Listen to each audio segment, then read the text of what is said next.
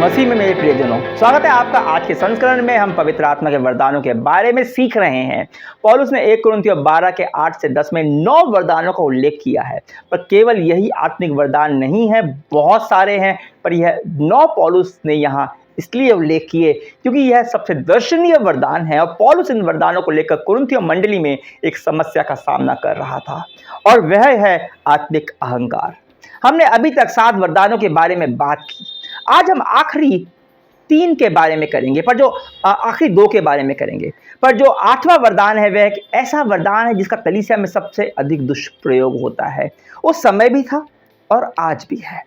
पिछले कुछ दशकों में तो कुछ कलीसिया में इतना पागलपन है कि इसके प्रयोग के कारण कई विश्वासी इससे किनारा कर लेते हैं, और अविश्वासी अगर देख ले तो समझते हैं कि यीशु विश्वासी तो बिल्कुल पागल होते, बुराए हुए होते हैं। वे लोग इतना डर के भाग जाते हैं कि वापस नहीं आते। और यह है अनेक प्रकार की भाषा का वरदान। क्या है यह अनेक प्रकार की भाषा? क्या है इसका औचित्य और कैसे इनका दुरुपयोग होता है? आज इसे समझेंगे। हम समझेंगे क्या होती हैं भाषाएं। तो हम शुरू करते हैं एक बार फिर से 1 कुरिन्थियों 12 8 से 11 को पढ़कर। क्योंकि एक को आत्मा के द्वारा बुद्धि की बातें दी जाती हैं, दूसरे को उसी आत्मा के अनुसार ज्ञान की बातें, किसी को उसी आत्मा से विश्वास और किसी को उसी एक आत्मा से चंगा करने का वरदान दिया जाता है। फिर किसी को सामर्थ्य के काम करने की शक्ति, और किसी को भविष्यवाणी की, और किसी को आत्माओं की परख, और किसी को अनेक प्रकार की भाषा, और किसी को भाषाओं का अर्थ बताना। परंतु यह सब प्रभावशाली कार्य वही एक आत्मा करता है, और जिसे वो चाहता है बांट देता है। तो अभी तक हमने 7 वरदानों पर चर्चा की थी। वह थे बुद्धि और ज्ञान की बातें, विश्वास, चंगा करने का वरदान, सामर्थ्य के काम करने की शक्ति, भविष्यवाणी और आत्मा की परख। 8 और 9वां वरदान है अनेक प्रकार की भाषा और भाषाओं का अर्थ बताना। कॉमन लैंग्वेज अनुवाद में लिखा है भिन्न भिन्न आध्यात्मिक भाषाओं का बोलने का वरदान। अब जैसा मैंने आपसे पहले ही कहा था कि ये सारे वरदान अलौकिक क्षमताएं हैं, यह प्राकृतिक गुण नहीं है। मतलब कुछ होते हैं जिन्हें विभिन्न भाषा सीखने और बोलने का अद्भुत टैलेंट होता है, कुछ लोग होते हैं, पर यह सीखी हुई भाषा के बारे में नहीं है। यह एक अलौकिक क्षमता है, अलौकिक भाषा है। जो ये भाषा बोलता है उसे यह समझ नहीं आता वो बोल क्या रहा है। वह अपनी बुद्धि से इसे नहीं बोलता, मानवीय बुद्धि का प्रयोग होता ही नहीं है। कुरिन्थियों 14:14 में पौलुस लिखता है, इसलिए यदि मैं अन्य भाषा में प्रार्थना करूं तो मेरी आत्मा प्रार्थना करती है, परंतु मेरी बुद्धि काम नहीं देती। प्रेरितों 2 अध्याय में हम देखते हैं जब पहली बार पवित्र आत्मा उतरा तो जो विश्वासियों का छोटा सा समूह एक जगह पर इकट्ठा था, वे सब अन्य भाषा में बोलने लगे।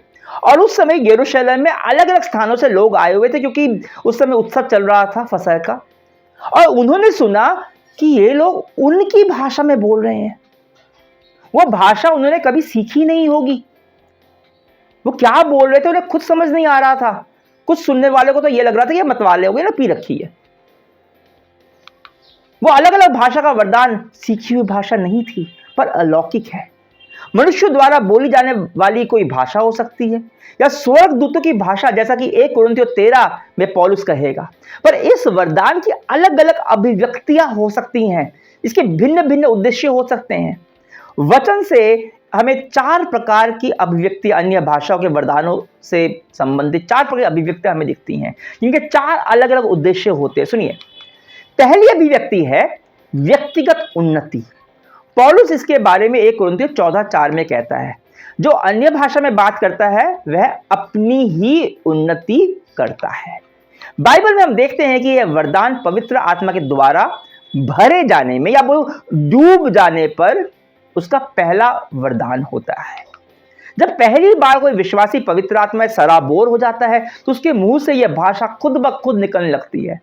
पर अन्य भाषा में प्रार्थना यह एक विश्वासी विश्वास के साथ करता है। पहली बात तो खुद निकल गई, पर उसके बाद वो विश्वास के साथ करता है, विश्वास करते हुए कि वह जो नहीं जानता कि वह क्या कह रहा है, पर पवित्र आत्मा उसके लिए प्रार्थना कर रहा है। वह व्यक्ति विश्वास करता है कि पवित्र आत्मा खुद उस व्यक्ति में से पिता से प्रार्थना कर रहा है, और इसलिए यह प्रार्थना हमेशा परफेक्ट प्रार्थना होती है। यह एक ऐसी प्रार्थना की भाषा है जिसे आप जब चाहे तब उपयोग में ला सकते हैं। यही एक वरदान है जो आपके नियंत्रण में होता है। आप जब चाहे बुद्धि और ज्ञान की बात आप नहीं कर सकते, आप जब चाहे किसी को चंगा नहीं कर सकते, सामर्थ्य काम नहीं, आप प्रार्थना कर सकते हैं, पर होगा कि नहीं होगा आप नहीं जानते, वो परमेश्वर करेगा। भविष्यवाणी हर समय नहीं कर सकते, यह सब आप तब करते हो जब पवित्र आत्मा करवाता है। पर अन्य भाषा में प्रार्थना आप जब चाहे तब कर सकते हो। पर अन्य भाषा में प्रार्थना का उद्देश्य क्या है? इस दौरान आपके लिए सामने ईश्वरीय रहस्य और बुद्धि उजागर होती है, आपकी परमेश्वर की वचन की समझ बढ़ती है, वचन से आयतें आपको याद होने लगती हैं, आपका आत्मिक जीवन सशक्त होता है और आपको अन्य दूसरे वरदान भी मिलते हैं। कुछ लोग जिनको कहते हैं कि मैं वचन याद नहीं रख पाता, अन्य भाषा में प्रार्थना कीजिए, देखिए आपको ये सब चीजें आपकी उन्नति होगी, आप कर पाओगे। दरअसल अन्य भाषा का वरदान वो पहला वरदान है जो बाकी सब वरदानों का दरवाजा है। अन्य भाषाओं की दूसरी अभिव्यक्ति थोड़ी सी अलग है, या बोलूं उसका उद्देश्य थोड़ा सा अलग है। क्या है वो? यह आपकी उन्नति के लिए नहीं, पर उस समय के लिए है जब आपको समझ नहीं आता कि क्या प्रार्थना करें, कैसे प्रार्थना करें। होता है ना कि आप किसी के लिए प्रार्थना कर रहे हैं पर आप नहीं जानते कि क्या प्रार्थना करें। आप एक आत्मिक युद्ध में हैं पर आप नहीं जानते कौन सी आत्माएं काम कर रही हैं। अब जैसे दो देशों के बीच युद्ध चल रहा है, जैसे अभी रशिया और यूक्रेन के बीच में, आप नहीं जानते कौन सी आत्मा काम कर रही है। या फिर आप सोचिए आपके मित्र के जीवन में कुछ हो रहा है जिसके बारे में प्रार्थना करें, आप नहीं जानते क्यों हो रहा है वो। आत्मिक जगत में उस परिस्थिति के पीछे क्या कारण है आप नहीं जानते, आप क्या चल रहा है आपको नहीं पता, और ऐसे में आप खुद को बहुत ही प्रार्थना करने में दुर्बल महसूस करते हैं। कई बार जब हम खुद के लिए प्रार्थना कर रहे होते तब भी हमें शब्द नहीं मिलते, क्या बोले समझ ही नहीं आता। ऐसे में चुप न रहकर अन्य भाषा में प्रार्थना करें, क्योंकि जैसा रोमियो 8:26 में लिखा है, इसी रीति से आत्मा भी हमारी दुर्बलता में सहायता करता है, क्योंकि हम नहीं जानते कि प्रार्थना किस रीति से करना चाहिए, परंतु आत्मा आप ही ऐसी आहें भर भर कर जो बयान से बाहर है हमारे लिए विनती करता है। ऐसे में आत्मा में होकर बिना बुद्धि का प्रयोग किए, मतलब जो भाषा हम जानते हैं उसके शब्दों का प्रयोग किए बिना प्रार्थना करते हैं। और पवित्र आत्मा जो पिता परमेश्वर की मन की बातें जानता है, जो खुद सर्वज्ञ परमेश्वर है, सब जानता है, पिता की इच्छा के अनुसार प्रार्थना करता है ना बढ़िया बात। हमें टेंशन लेने की जरूरत ही नहीं है। अन्य भाषा के वरदान की तीसरी अभिव्यक्ति है कि यह अविश्वासियों के लिए एक चिन्ह है। पौलुस 1 कुरिन्थियों 14:22 में कहता है, अन्य भाषाएं विश्वासियों के लिए नहीं परंतु अविश्वासियों के लिए चिन्ह है। पर कैसे?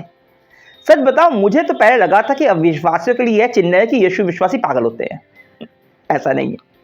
जैसा मैंने आपको बताया, प्रेरितों 2 में जब पहली बार अन्य भाषाओं में विश्वासियों का समूह बोला था, उस समय अविश्वासी उनको अपनी भाषा में परमेश्वर की स्तुति करते हुए सुन रहे थे।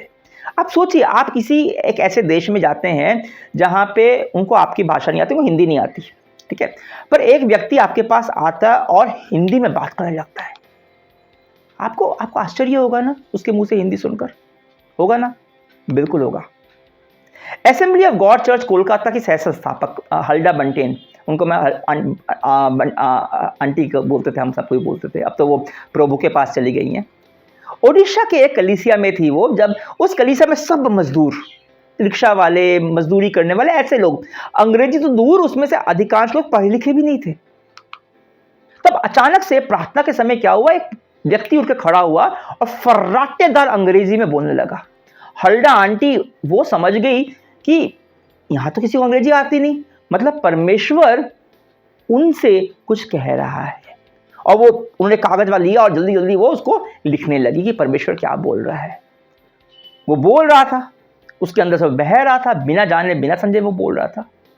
यह है तीसरी अभिव्यक्ति अन्य भाषाओं की। तो जो पहली दो अभिव्यक्तियां अन्य भाषा की मैंने आपको बताई, वे पूर्ण रूप से व्यक्तिगत प्रार्थना के लिए हैं, सार्वजनिक उपयोग के लिए नहीं है। तीसरी वाली पर आपका कोई नियंत्रण नहीं है, वो कभी भी आप कुछ भी आपके अंदर से बहेगा, आप बोलेंगे और सामने वाला बोलेगा तो मेरी भाषा में बोल रहा है।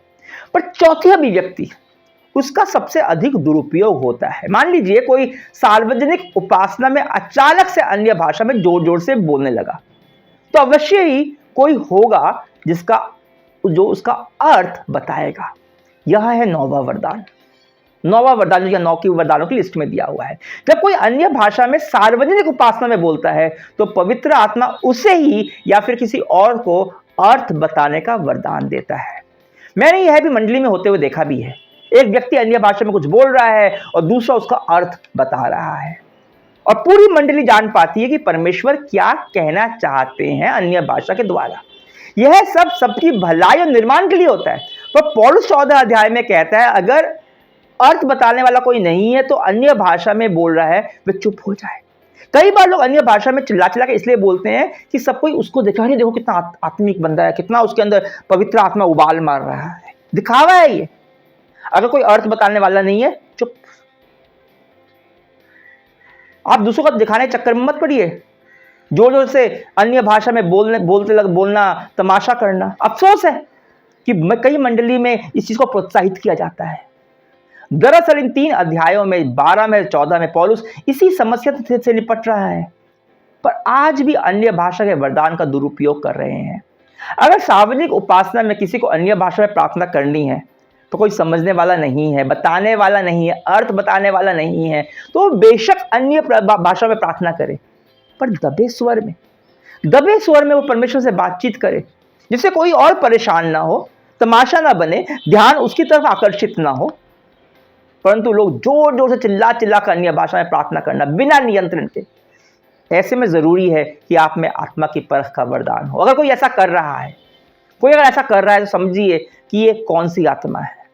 ये पवित्र आत्मा है या स्वार्थ की आत्मा है, कोई शैतानी आत्मा है। मैं आपको आगाह कर दूं कि कई दुष्ट आत्मा से ग्रसित लोग भी अन्य भाषा में बोलता है। मैं देखा होगा जहां मूर्ति पूजा होती है वहां किसी को देवी आ जाती है और फिर वो यूं यूं यूं यूं के वो कुछ बोलने लगता है। वो वैसा ही है, शैतानी है ये। याद रखिए कि पवित्र आत्मा का एक फल आत्मनियंत्रण भी है। पवित्र आत्मा का कोई भी वरदान आपको अनियंत्रित नहीं करेगा।